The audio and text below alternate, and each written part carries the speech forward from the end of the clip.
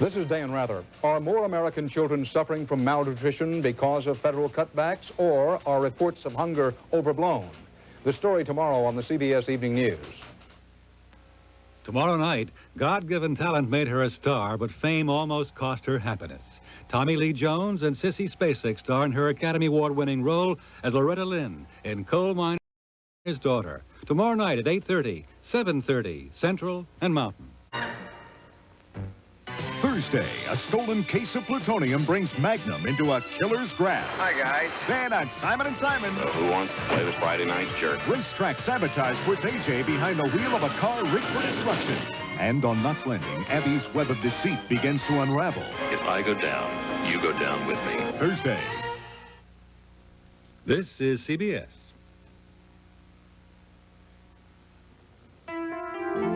Lead me away,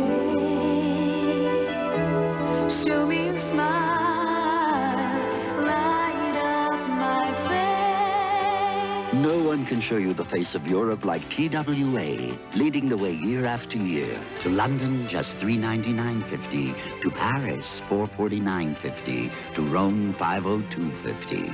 Irresistible. Leading the way, TWA. I pay attention to all the sales, and I know that Mervyn's 1/3 off sale always means great bargains. You'll save on things you need, like Cheetah's shoes. Cheetahs in adult sizes are priced from only $13.66, and kids' Cheetahs start at just $10.66. There are so many to choose from, the whole family will find their favorites. When you can save 1/3 off Mervyn's regular low price, that's a great sale at Mervyn's today. How far will mankind go on electronic pathways etched in silicon?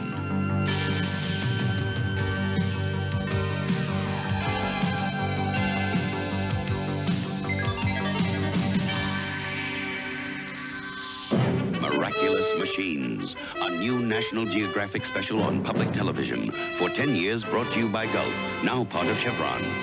Look for Machines.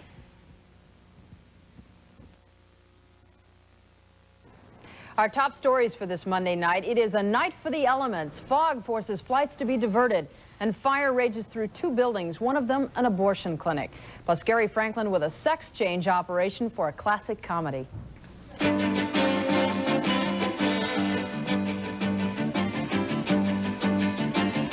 Jess Marlowe, Sandy Hill, Jim Hill, Mclovio Perez. The Channel 2 News tonight.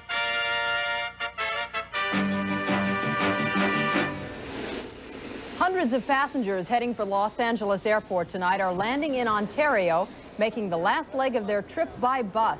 Thick, soupy fog has a stranglehold on the basin tonight.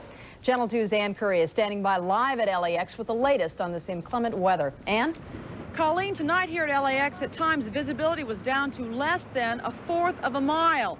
Departures were delayed and some planes never even arrived. Indeed, there were planes diverted to as far away as Oakland and Las Vegas. It rolled in at 3:30 this afternoon, and tonight an airport operations superintendent estimated it forced at least 50 planes to land elsewhere. Among the airlines affected, United, TWA, Continental, Eastern, and AirCal. Most are being diverted to Ontario, where passengers are loaded onto buses and taken back to LAX. Among those lucky enough to fly to LAX, Bill Maloney, whose plane was more than 2 hours late. I'm here on business. I have all evening. I'm in no hurry. John Baker, up since 4 a.m., was less forgiving. But we sat on the ground for 2 hours in Ontario, and they offered us no alternative transportation. They offered no alternative transportation to LAX, other than sitting on the runway with a no smoking light on, with nothing, no compensation whatsoever for the passenger. USC student Kathy Mears was waiting for her boyfriend and was clearly upset. We found one family waiting for a grandmother. Her United plane was one of those diverted to Ontario, and ironically, the family lives only a few minutes from Ontario. But the father says the family will just have to wait for grandmother to be bused here to LAX so that they can drive her all the way back home again. Mclovio Perez is now standing by live in West Los Angeles with word on when this fog may lift. Mac. Thank you very much, Ann. It probably won't lift till tomorrow morning because up and down the coast of Southern California, the fog is limited to visibilities to about 1/4 of a mile in some spots near Point Magoo. Half-mile visibilities from Santa Barbara on southward to near the San Diego area. The fog is rolling in about 8 to 10 miles in some spots, and visibilities will continue, as you see here in the Westwood area, limited to about 1/4 to a half mile, with probably no lifting until tomorrow morning after sunrise, and then the burn-off won't be until 10 a.m. Basically, for the next 2 or 3 days, we got the early morning low fog, and we'll have more on the L.A. weather forecast later on in the broadcast. Colleen? Okay, Mac, thank you. And at this hour, firefighters continue to mop up the scene of a spectacular fire in Hollywood tonight at a Hollywood restaurant. The blaze broke out just before 8 this evening in a large building on Hollywood Boulevard. Besides the restaurant, the structure also houses an abortion clinic. At this time, it's not known if the fire was intentionally set or accidental. In fact, firefighters still trying to determine where it began and if anyone was inside at the time. One firefighter was reportedly injured. Rescue teams working in the fog tonight called off the search for survivors of a light plane crash. One man was killed when a single-engine Cessna plunged into the water off the Santa Barbara coast near Goleta tonight. Search teams immediately headed out to look for survivors, but it was learned tonight the plane's only occupant was the pilot, 51-year-old Gerald Compton. I just saw a plane come out of the fog about 10, 15 feet off of the water, went down in, and the white swell came up, and then the plane never saw it again. Investigators say that aircraft had just taken off from the Santa Barbara airport. And a suspect is still on the loose tonight after an armored car robbery in Cerritos. A man firing a shotgun stole several bags of money being carried from an Alpha Beta supermarket. The suspect escaped in a hail of gunfire from guards, but apparently no one was hit. Witnesses say the man was wearing a phony white beard, and it's believed he is actually between the ages of 25 and 30 years old. He's also described as having curly brown hair and wearing a sports jacket, a tan sports jacket. Some teenagers are taking to the streets to fight even stiffer regulations of teen discos in the Los Angeles area. Teens are upset because one disco was closed down, and a new ordinance would make the regulations even tougher. God bless them if God has given them lots of energy, and they have to divert it in the proper channels. And you close down their centers, they're going to be on the streets, they're going to be God only knows where. This new legislation is sponsored by Los Angeles City Council member Joy Pikus, and some critics say she is only doing it to bolster her election campaign. The campaign trail has been a heated one, not only in the race for mayor, but in the contest for city attorney as well. Channel 2's Steve Kometko joins us now with a look at the candidates for Tuesday's primary election, was just a few hours away. That's right, Colleen. Mayor Tom Bradley could be on the verge tonight of a precedent-setting 4th consecutive term in the city's top job. On this election eve, some polls show him leading challenger John Ferraro by a 3-to-1 margin, clearly a big advantage. Tonight, the campaigning is grinding down. The speeches have been made, the issues debated, but Mayor Tom Bradley is by no means done politicking. His election eve schedule included a private fundraising dinner at Chasen's in Beverly Hills. Earlier in the day, the mayor made his pitch to workers at the GM plant in Van Nuys. Then he thanked campaign workers for their efforts on his behalf. Look forward to seeing you tomorrow night at the victory party. Call your friends to make sure they vote. Bradley's primary challenger, City Councilman John Ferraro, likewise gave his campaign staff a figurative pat on the back. Former Mayor Sam Yorty was at his side, and it was a confident underdog who talked of assuming a new job at City Hall. We're going to win this election. City Controller James Hahn was at a fundraiser in San Pedro this night before balloting. He ran a vigorous campaign for a new job, that of City Attorney, a job Lisa Specht wants as well. Today they squared off on a local talk show. I've said throughout this campaign what my priorities are. Mr. Hahn has not been talking about priorities. The difference, I think, between me and my opponent is that no matter who's endorsed her, she's been hiding behind endorsements when she really has a lack of experience. And, of course, now the decision rests in the hands of the city's registered voters. Polls open tomorrow morning at 7 o'clock, closed tomorrow night at 8. And we will have all the news tomorrow evening. Of course. Okay, thank you, Steve. Political punches are being thrown in the world arena as well tonight. President Reagan is flatly refusing to freeze the deployment of U.S. Pershing II and cruise missiles as proposed by Soviet leader Mikhail Gorbachev. You remember yesterday, Gorbachev declared a unilateral moratorium on the Soviet Union's medium-range missiles aimed at Western Europe. But the Reagan administration says the Russian freeze on the SS-20s is actually aimed at igniting anti-American sentiment among Western Europeans. And for a third day, some of those sentiments have been felt in Britain, where thousands shook their fists at a future cruise missile base 60 miles from London. They were not alone in their protests. 90,000 more demonstrators in West Germany also marched against U.S. nuclear missile deployment in Europe. Deployment meant to counter the Soviet SS-20s. At least 27 people were arrested.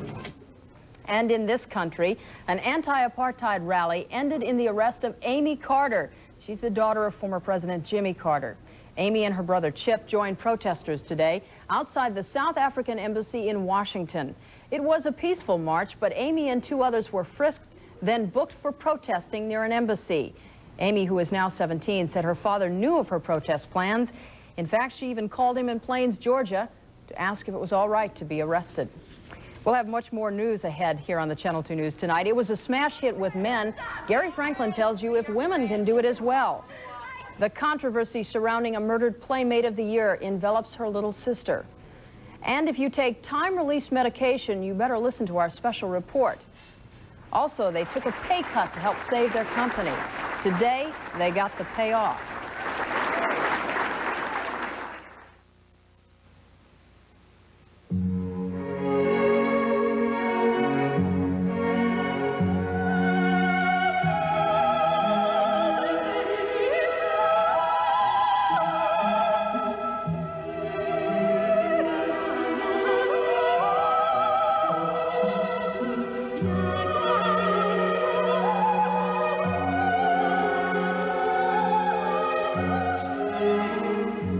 This is British Airways' wide and spacious Super Club class seat. But being so wide, it isn't the easiest to fit through the door.